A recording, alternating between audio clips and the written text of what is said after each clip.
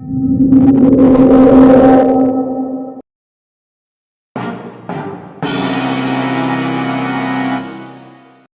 the stillness of an abandoned hut on the outskirts of a small village, the air is thick with an eerie silence. Samuel, a mute farmer, known for his gentle demeanor, finds himself tending to his small patch of land nearby. Despite his inability to hear or speak, Samuel has always been in tune with his surroundings, relying on his sharp instincts to navigate the world. One fateful evening, as the sun sets and shadows stretch long across the ground, Samuel notices something unusual. A sleek black car pulls up to the hut.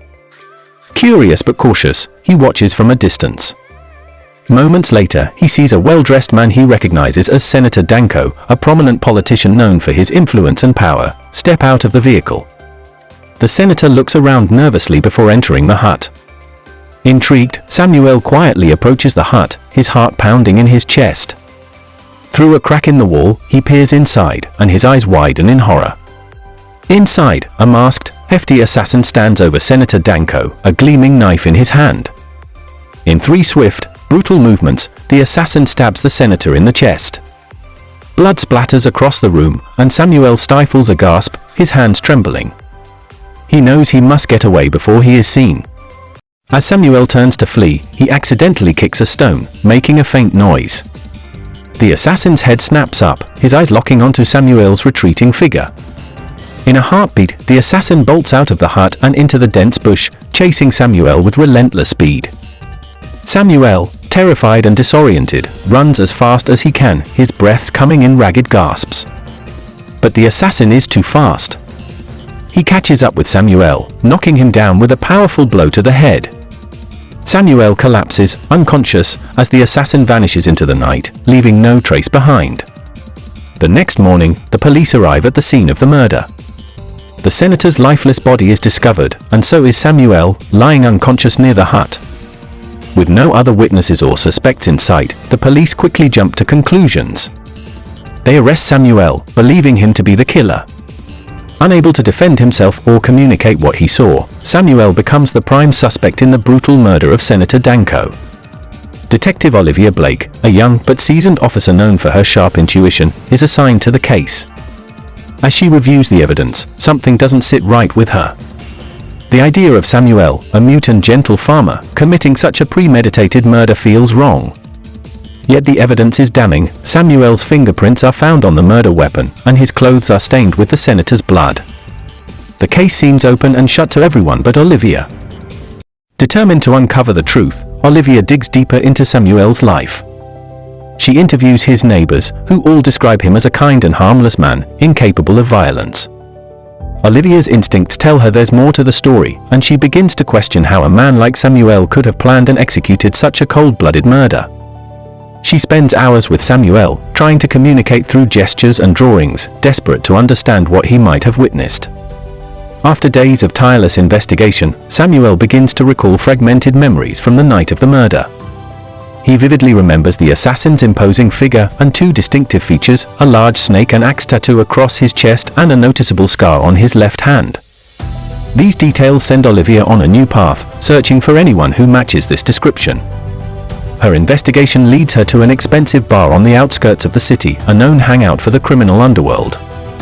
It's here that Olivia encounters a man who fits the description Samuel provided, a notorious cult leader known as Ghost. Olivia's heart races as she realizes she knows this man. Ghost was a figure from her past, a dangerous individual she had once been involved with during her early years, before she joined the police force. Their relationship had been intense and secretive, but Olivia had managed to break free from his grasp, leaving that chapter of her life behind. Or so she thought. Now, faced with the possibility that Ghost is the assassin, Olivia's past and present collide. She knows Ghost is manipulative and cunning, capable of orchestrating a murder and framing an innocent man. But as she tries to gather evidence against him, Ghost begins to sabotage her efforts. He plants false leads, bribes witnesses, and uses his influence to undermine Olivia's credibility. The more she investigates, the more obstacles she faces, and it becomes clear that Ghost is aware of her every move.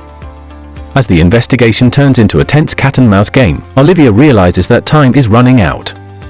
Samuel's trial is approaching, and without solid evidence, he will be convicted of a crime he didn't commit.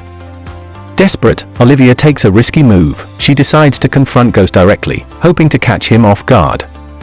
She arranges a meeting in a secluded area, where she challenges him, bringing up their past and the murder of Senator Danko.